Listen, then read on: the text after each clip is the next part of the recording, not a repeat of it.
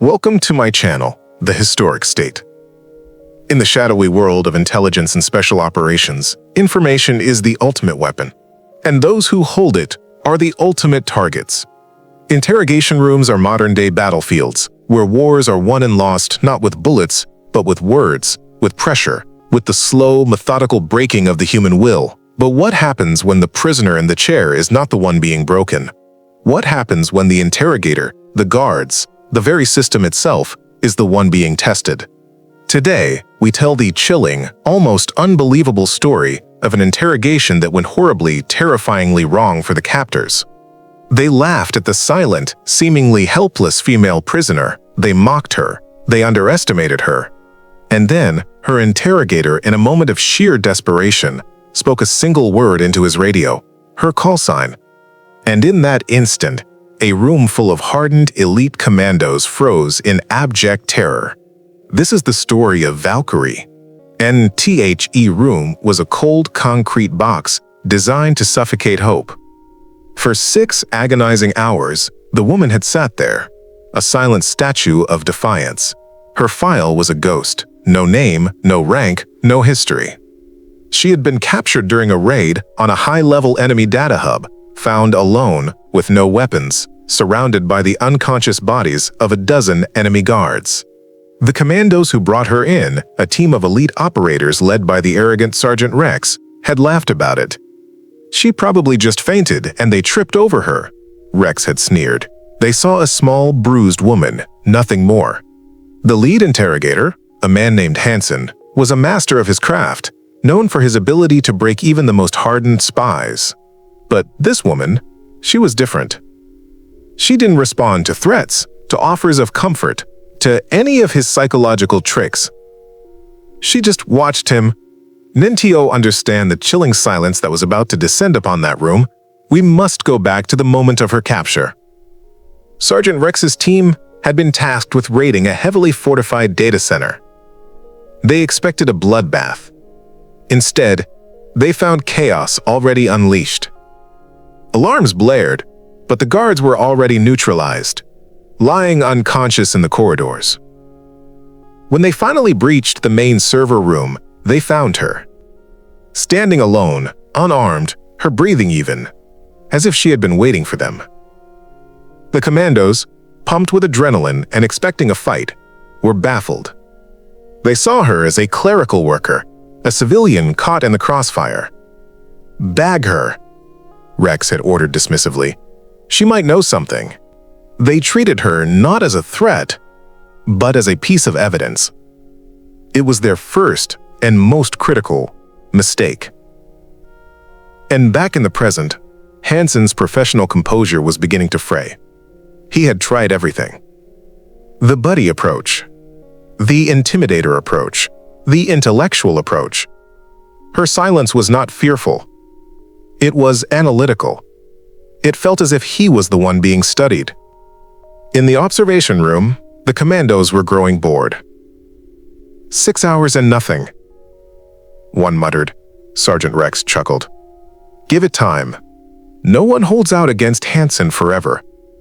They saw a stubborn woman.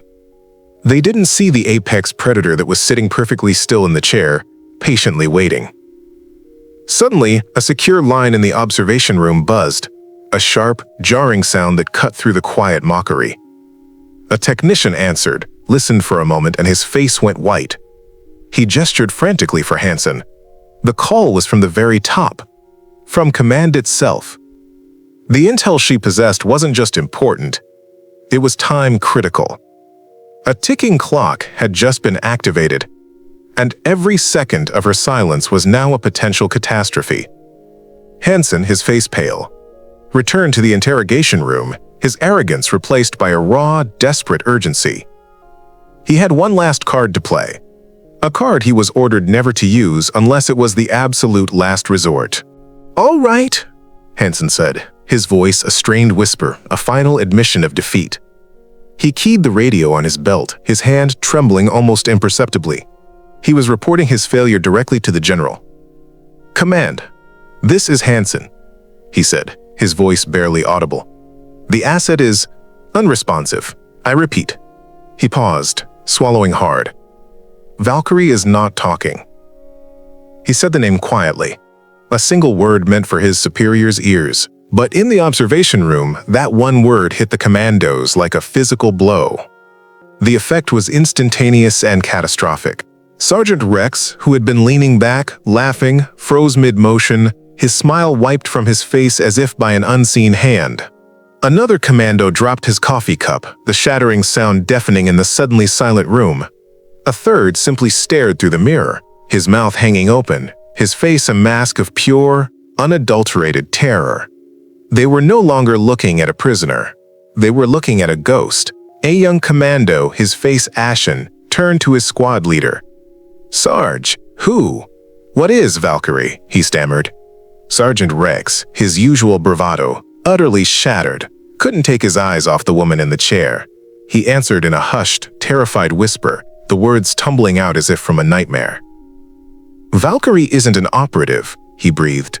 "She's a ghost story, a legend they tell new recruits to scare them. She's the one they send in alone when an entire Black Ops program goes dark, when a general is suspected of treason. She doesn't have a mission. She is the mission. She's not here to be interrogated. She's here to evaluate, to judge." He finally looked at his man, his eyes wide with horror. "She's been judging us this whole time." As the chilling realization sank in, the door to the observation room hissed open. It wasn't more guards. It was a 4-star general, a man so powerful his very presence commanded absolute silence. He completely ignored the terrified, speechless Hanson and the frozen commandos. He walked straight to the one-way mirror, his eyes locking onto the woman in the chair. He then entered her room. He walked directly to her, stood at a respectful distance, and in a voice that held no hint of command, only deference, he asked a simple question. "Did you get what you needed, Valkyrie?" "Nef-or." The first time in over 6 hours, the woman's expression changed. She gave a slow, almost imperceptible nod. Her cold, analytical gaze shifted, looking past the general, through the one-way mirror, and landing directly on the terrified faces of Sergeant Rex and his team. They weren't looking at a prisoner anymore. They were looking at their judge, their jury, and quite possibly their executioner. In that moment, they knew their careers were over. Their lives, as they knew them, were finished. And the true mission of Valkyrie was never declassified. But the legend of that day spread through the special operations community like a virus. It became a brutal lesson that the most dangerous person in the room is not always the one with the gun, but the one who watches, who listens, and who judges in silence. They had locked up a ghost, and in doing so had sealed their own fate. NNT, thank you for watching The Historic State. If this incredible story of psychological warfare and the ultimate power flip kept you on the edge of your seat, don't forget to like, comment, and subscribe. Because here, we believe that true power doesn't always roar. Sometimes it whispers a single, terrifying name.